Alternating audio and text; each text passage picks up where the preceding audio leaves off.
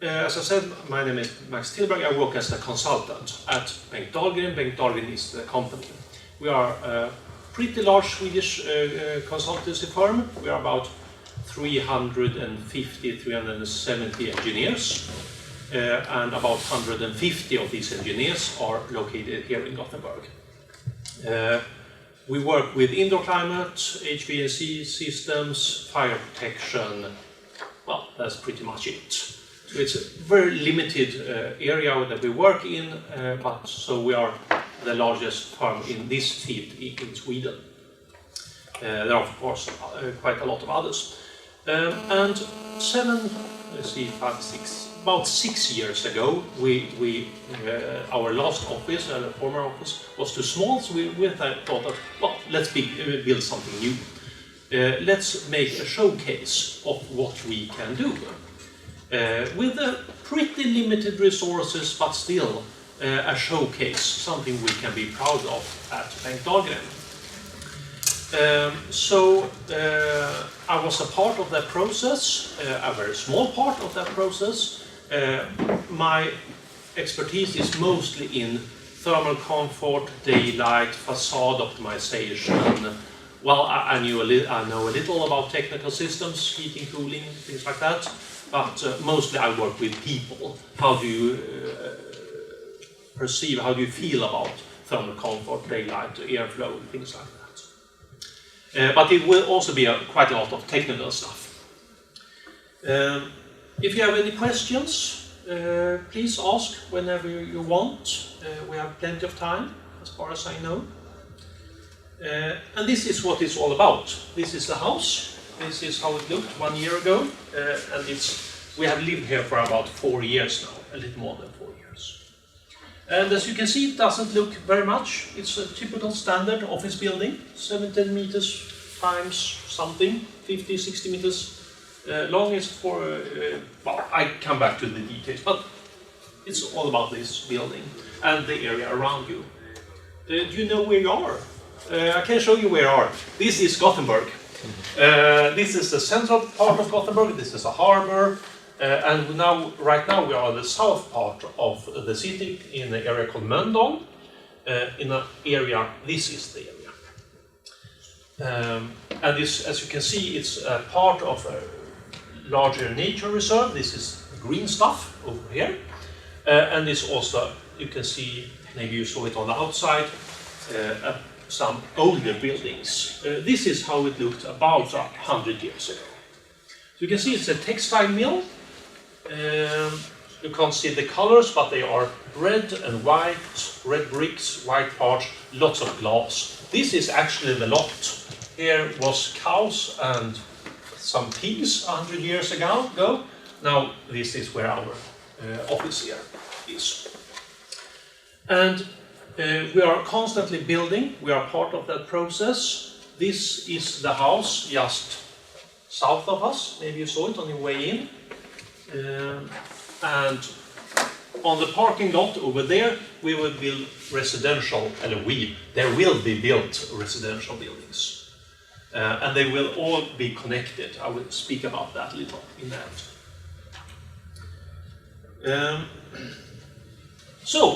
We had a clean sheet. It was just an empty lot. We needed a new building.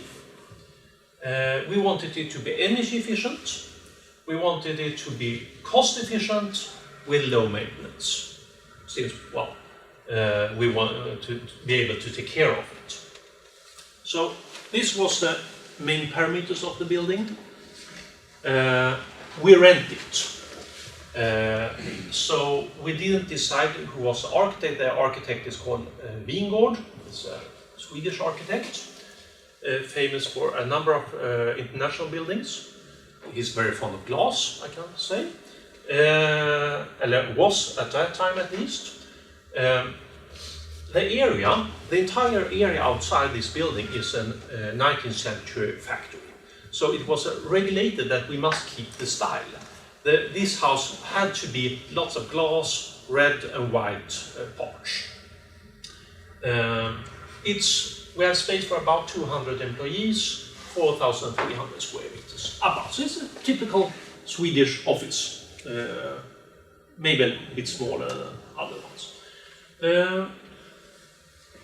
6 floors, 6 stories high, 4 identical office floors, 1 base floor where we are right now with more meeting rooms, lunch areas, and then we have a technical room on top. But it's very standardized, typical. So we wanted to make something exceptional. So our aim was to make the most energy efficient building in Sweden. And one problem is that when we speak about energy, how do you define energy? And every country has different definitions upon energy performance. Every system has different definitions, and most countries has different definition upon energy and energy performance. So this is always a problem when I meet people from other parts of the world. In Sweden we have our own definitions, and what we deal with is 2 parts. We have building energy and we have tenant energy. And building energy, that's heating and cooling and fans, pumps, mostly electricity. And the rest is the tenant energy, that's electrical light, computers, well, pretty much it. But that's the rest, something that's connected to what we do in the building. And 4 or 5 years ago, we had the building regulation that said that we need at most 100 kilowatt hours per square meters. And that's kind of primary energy, but not really, because Sweden has its own definition. And that was not difficult at all, not even at that time. So we aimed at 75, but still 75 kilowatt hours per square meters is pretty easy. So our target was a total of 75. All the energy in this building should not exceed 75 kilowatts. And for some people from warmer countries, that doesn't sound that bit difficult, but we have a lot of heating in Sweden. It's cold in the winters, so we have to get lots of hot water or heat pumps. And we had to have a plan. How do you produce the most energy efficient building at a reasonable cost? So this was our plan. We only used proven technology. This is not an experimental building. We have only proven technology. Good proven technology, new proven, but still it's not an experimental building. Everything is demand controlled. Every system in this building is demand controlled. If it's not used, we turn it off. And that goes for heating, temperature, cooling, electricity, electric light, everything. If it's not needed, we turn it off, or at least do something with it. Change set points or something. We use free cooling as much as possible, and with free cooling for this building, we are talking about the outside air, because the outside air is always cool in Sweden. Even if in the middle of the summer, the nights are cool. So it's always possible to use the cool air. And then we have a very good facade and an exceptionally good solar shade. So that's the method that we used. This is some simulation we made early, that the calculated target was 46 kilowatt hours, mostly heat and fans, pumps, lifts, and quite a lot of cooling. We had some heat recovery from servers. We had a lot of computer servers. And then we have computers, electrical light. We have these servers, smaller posts, kitchen, security systems. At a total at 89. So our target was 75, but according to our last simulations, we only reached 89. Well, it's a bit depressing, but still, well, way better than most other buildings at that time. We had some we didn't really agree upon the architect. The architect wanted 90% of the building to be glass. And Bengt Dahlgren, we thought that 40% is a pretty good value as well. Looks nice. And there we were, 40 or 90. And how do you deal with this? Well, we made simulations. We made calculations and simulations to show that 40% we made daylight factor calculations, and we made thermal comfort and energy, and you know, we made all calculations possible to convince the architect that 40% glass was good. And the architect, they made renderings. So they made renderings like this. This is 100% glass, and this is the 40. And as you can see, this is a terrible facade, and this looks great. Well, I can't really tell the difference from this image, but still. And I think this took about 6 months to agree, and finally we agreed upon 60%, right in the middle. And I think that was actually a quite good agreement, because 40% would have been too dark. We need a view to the outside. There are a little less glass on the top floors, but still I think in the total 60%. And when we are speaking about these windows, we have, well, now this is 4 years ago, but we had a total U value of 0.85 for the windows. I think it was 0.78. It's 3 glass window, 2 energy coatings, argon fillings. They are actually very tight. You can't even use your mobile phones in here, because the signals won't go through these glass. These are the U values. The glass U value 0.7, total 0.85, including frames. Walls, they're not very good. Usually these are much lower in Sweden, 0.15. But 0.2, 0.17, not that good either. At the total U mean value of 0.41. So this is, as you can see, not an experimental building. It's very average Swedish numbers. Usually today, I think we are more in the region of 0.35. But as I said, this is a cold country. Insulation is important. The air handling system, well, we can start with the thermal comfort. We aimed at 90% satisfied with the climate. At a category called B, according to this ISO standard. I guess you use it in Spain as well. It's popular in both lead and breed. And 90%, that means that 10% is dissatisfied. We are aiming at 10% dissatisfied. When we're talking about 150 persons right now, that's 15 of my colleagues is dissatisfied with the climate. And 90% sounds okay, but 15 dissatisfied people, and this is something we had to do something about later on, but the target was 90%. We cool with air, we heat with water, we have a district heating, and then we have radiators in the building. Everything, of course, the air handling system is demand controlled with very floating set points. The set points, temperature set points varies. They varies depending on season, they varies depending on occupancy, they varies depending on well, I think that's pretty much it. Well, time of day as well, and also day of week. We have totally different set points during weekends. And we have all these other control systems. We control the air system by temperature, by occupancy, by carbon dioxide, and we also have VOC sensors on each floor.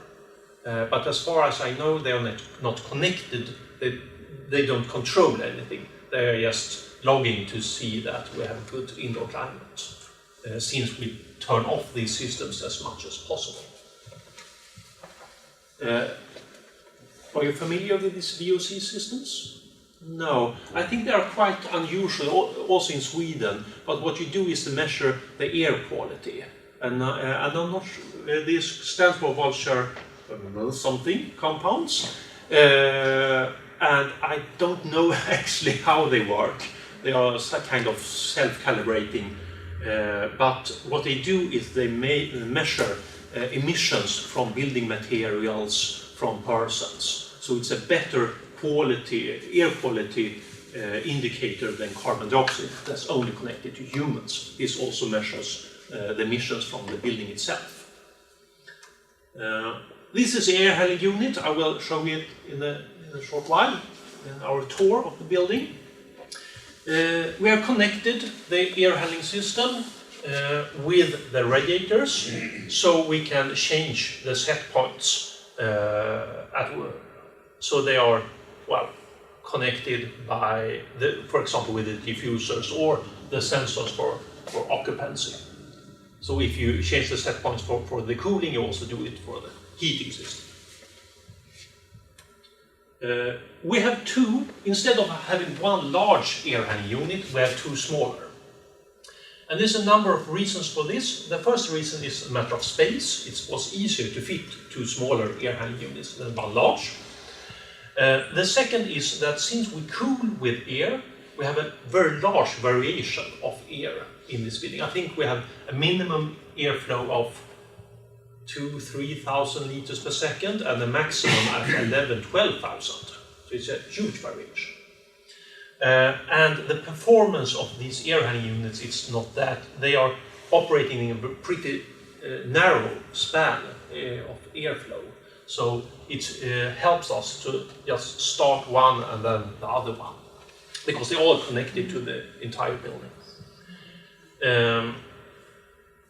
There are a few other things. For example, if you want to maintain one of these, we can still operate the building with other air handling units. So I think this is a very good idea. This is a floor plan where you, hopefully, it's a bit small, can see this system. They are always circular. We aim at having the air handling circular. So we have one large circle over here and one over here, and they're also connected with central exhaust somewhere here and here, and then we have so in this case we don't know which way the air takes. It can go that way or that way or that way. We don't know and we don't care. So this is extremely flexible. You can take one inlet, move it from here to here, put up new walls, and the air will always find the best way. And then we have extremely low pressure. We have very low airflow, air speed, and extremely low pressure to make it more energy efficient, but also more flexible.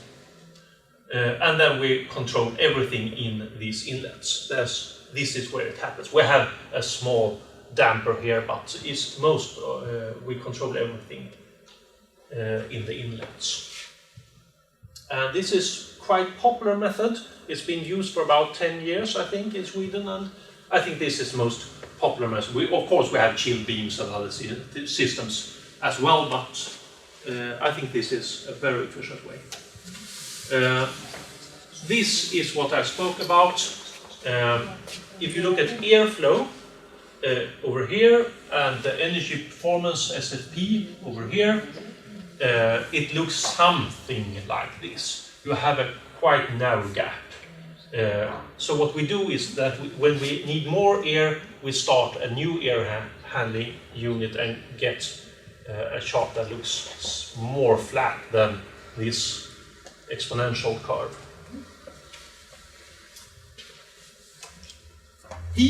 The heating system in this building is not very exciting, but I like it. It's very simple. It's radiators, district heating. We use a lot of spill heat. If we have any excess heat, we try to use it. I'll show you this. It's the principle of the system. I don't expect you to see anything actually, but I can use it. First of all, if we have any excess heat in the cooling production, we can use it for the radiator system, for some other heaters, for example, near the entrances. We can use it for tap water, or we can just store it in a storage tank over there in the other room. Or if there is absolutely no heating need in the building, we just release it on the roof.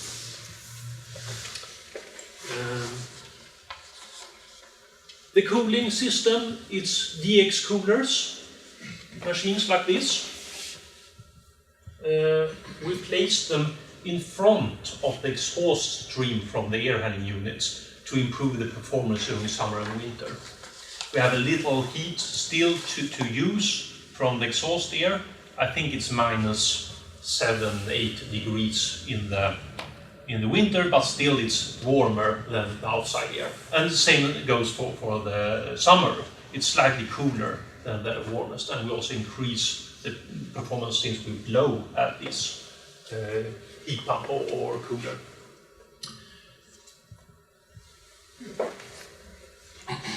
We tried, this was one of our largest failures. This is some kind of, I'm not sure what's it, windmill, is that the English word?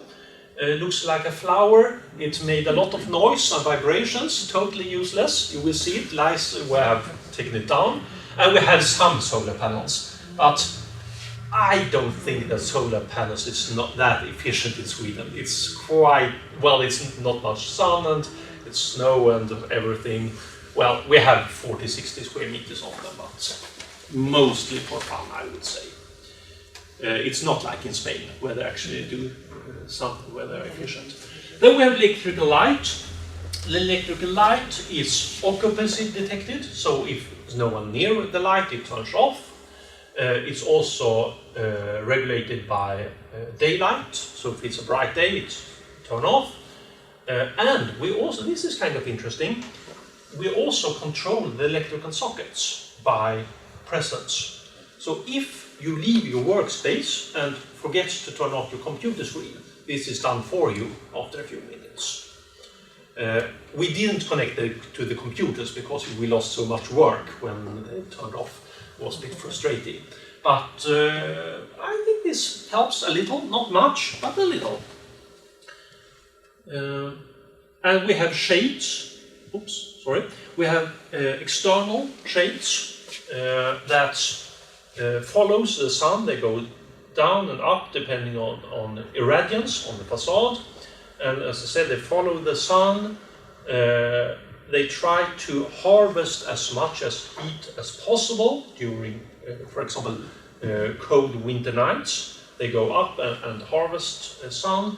If it's cold and winter, they go down to insulate the building. They also do stuff when we have, for example, a burglar alarm. They go up and we have turned off all the light and the noise. I haven't been around. I don't think we have any burglars, but still the function is there. And this is also wind stable. It can withstand up to 25 meters per second, so we can use it all year round. 9 different zones. But this is not controllable by the occupants, the people in this building. This is fully automatic. Then we have an internal shade that's manually operable. A very silent group. Yeah, but yeah, we have time for the questions later on. We have measured the energy. We have measured the energy for 4 years now, almost 5. And if you remember, the target was 75 kilowatt hours per square meters. The calculation showed, I think it was 89. And we have actually reached almost 75. We are almost there. We haven't reached it. I think 1 year we were there. But right now we are about 76 kilowatt hours per square meters.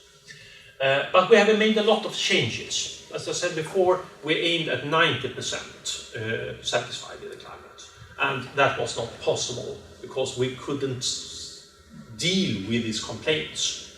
So we have increased the temperature from about 21 to 22 in the winter. and decrease this to about 24 in the summer.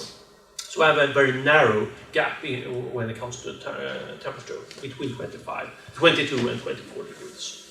And we don't separate them that much during night or weekends. We also have included a system that heats and cools at the same time, and that's always a terrible solution when it comes to energy. But for example, when it's 0 degrees outside, we have so much internal loads, even if they are quite low, that the building heats itself. And then the cooling systems, the heating systems turns off, and then we have downdraft from the windows, things like that. So to help that, we actually heat the building with the radiators at the same time as we cool it to keep these temperatures down. We have done that for about a year now, and it has increased the energy a little, but also improved the thermal comfort a lot. We have made studies. About 95% is pleased with the comfort. I think this is pretty good. You can never reach 100. That's impossible. Oh, there's always someone complaining about the climate. 93% is pleased with the air quality. And, well, we have quite low airflows. But still we monitor them to make sure that they are safe, but they are quite low. 91% is pleased with the daylight. This I think is a little bit too low. I would hope that this increases. So we are still trying to optimize the external shade. It goes down a little too often. And 89% is pleased with the sound quality. And as I said, we have very low air speeds in the air handling system, so it's very quiet. You can never hear the technical systems in this building. That was that about this building, but I think I will take a few minutes to speak about this area next to us, because it's happening a few interesting things. The first is that there was actually a third large office building raised in this area. There is one that looks almost the same as the one you are inside now, and this one is very similar as well, with the exception of this double skin facade to the east. And this double skin looks like, this is the west facade. You can see this is actually the same building. It looks very different from different facades. But here you can see more similarities to this building with these external shades. Here they are, they have actually colored each lamella of the external shade in different brown. Very strange. Here is the double skin facade of the building you just saw. It's 5 stories high with this. This is actually a buffer zone. So we don't heat this area, we don't cool it, we just have natural ventilation. Maybe you can see the openings up here. We have I don't think we even have some electrical light. So just based upon the heat loss from this internal zone and from the sun, we can have about, this yellow is about 20 degrees. So we can have about 20 degrees all through the year, with the exception of January and December. So this is a very interesting method, but of course it's very expensive to build things like this. You have to have someone willing to pay for them, willing to use them.